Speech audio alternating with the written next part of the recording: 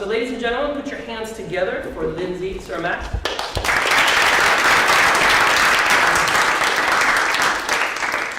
Lindsey comes to us. That's very slow. Very dramatic. From Minneapolis, Minnesota, where she works for the Minnesota Literacy Council, where she joined as a AmeriCorps Vista in 2010. She's a GED instructor and a program coordinator for the Open Door Learning Center, Northside. She is part of a team that develops instructional materials and does professional development across the state. And for each of the speakers, I'm going to give you a little intro, but also 3 statements about them. 2 of which are true, 1 of which is false. You will have to decide which is which. You can talk to them later if you so choose. So here are Lindsey's 3 statements. Lindsey has been to Jamaica 3 times in less than 2 years doing mission work. Her goal is to skydive at least 1 time in her life. And she puts peanut butter in her cereal. Ladies and gentlemen.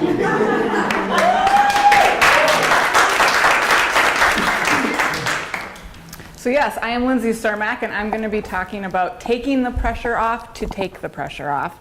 First, I'm going to talk a little bit about my classroom and then talk about a revelation that I've had recently. So I am a GED teacher. I teach all 4 subjects of the GED. I have both pre-GED and GED level students in my classroom, very multi-level, and it is the majority of the time we are doing things in a classroom setting. I am huge on community and building relationships with my students, getting to know them, talking with them both inside and outside of the classroom. At the same time, I do hold my students to a high standard, and I push them and stretch them. Before I continue, I'm going to be using the word fail a lot in my presentation because it's part of my revelation. So there may be a negative connotation about how people think of that word, but I just want us to think about it in this way, not getting the desired result. I have taught primarily American-born students, and with that, they are more likely to come through my door with negative experiences of previous schooling. But regardless of the background of students, I think we can all relate that a lot of them literally come in with pressure to not fail, whether that's in school, when they're in their family relationships, as a parent, socially, whatever it might be. I had a student who she would make appointments with me to test via whether it was state testing or GED testing, practice tests, and when the day came for her to test, she just would be a no-show. And once it became a pattern, I asked her what was going on, and she told me she was incredibly scared to fail. The anxiety was so bad, she would just not come to school that day. I have another student who I was working with her, and she was literally doing this while we were doing math problems, and I stopped her, not exaggerating, and I stopped her and I was like, "Are you okay?" And she said that she had had negative experiences, traumatic experiences with math of when she got the answer wrong when she was young, her dad would just yell at her. And so her body developed that response. Another student, very similar, being yelled at, being belittled from a young age because she didn't know math. I had another student recently take a GED test, and she didn't pass. She went home, told her sister that she failed the test, and her sister looked at her and said, "Oh, we don't do that." Another student, he literally just carries anxiety in his body about a lot of stuff. And so I gave him a homework assignment. I said, "I want you to go home. I want you to write for me what your biggest fear is and what would be the worst thing that would happen if it came true." The next day he came back and he told me his biggest fear was of achieving, of success, because he knew socially people would look at him and say, "Oh, you think you're better now that you have your GED?" So all these things, pressure, right? And a lot of our students suffer from math anxiety. They just want to know, did I get the answer right? They don't care about the process.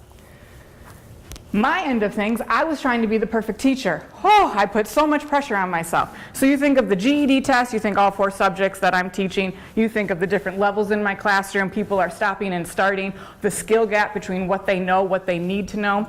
And I was putting this pressure on myself to get everything perfect. And what I was doing was constantly feeling like I was failing. I was not measuring up. It didn't matter if people told me that I was a good teacher or not. So much of me did not believe them because I constantly was just trying to be perfect. Last disclaimer, I think we should all strive for excellence, so I'm not talking about that when I'm going to talk about pulling back a little bit. We should all strive to be excellent because our students deserve our excellent work. But perfection, striving for perfection, is that unfair pressure we put on ourselves to not make mistakes. So in my personal life recently, I had this revelation where this chain, this bond of perfection was literally just broken, because how I was in the classroom was not too much different than how I was in real life. And so once that happened, I went back to the classroom and I literally could see something I didn't see before. And I told you, I pride myself on the fact that I have relationships with my students and I felt like I was very in tune. But there was something that I didn't see, and I saw the pressure my students felt to not fail me. They didn't want to fail me, and I didn't see that before. So I'm trying not to fail them, they're trying not to fail me. And so with this, I realized I was not preparing my students and teaching them how to fail and get back up. I would nurture them, I would encourage them, I would coach them, I would help them when it happened, but I wasn't preparing them, being proactive about building their character in that way so that they could self-manage if it happened. So I decided to be intentional about being more vulnerable in front of my students. I thought I already was, but I wanted to go deeper. I needed to go deeper. So one example of that, we were going over a problem, 2 questions, very similar, but distinct questions, and it was important. They had already talked about them in groups. We were going to report back. I was recording on the board. We were going over the first question, and they were giving me answers. I was recording. I didn't notice that they were giving me answers to the second question, and so they were getting intermingled on the board. Once I realized it, it was too late, and I was like thinking to myself, oh crap, like I didn't catch it, right? But it was a very important thing for us to distinguish. So we went back, looked at the keywords, we separated it out, distinguished between the 2 on the board, and instead of me pretending like that was what I planned to do the whole time, and that was just an instructional move right there, I just looked at them and I was like, guys, you know that I did not catch that we were answering both questions the first time, right? And they looked at me and they were like, no, you didn't. And the look in one lady's face, I can't even describe to you everything that was in her face, but one of the words I can tell you, she just looked at me, smiled, there was a twinkle in her eye, and it was just a little relief, like, oh, she didn't get it, you know, she missed something.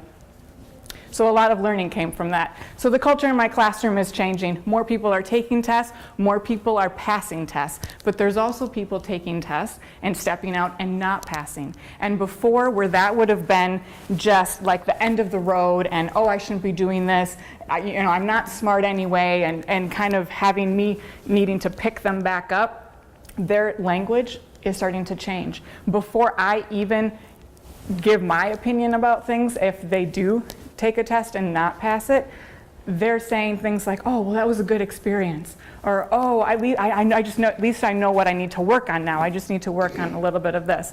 And so that is really powerful for me. And I realized that I was standing in my students' way.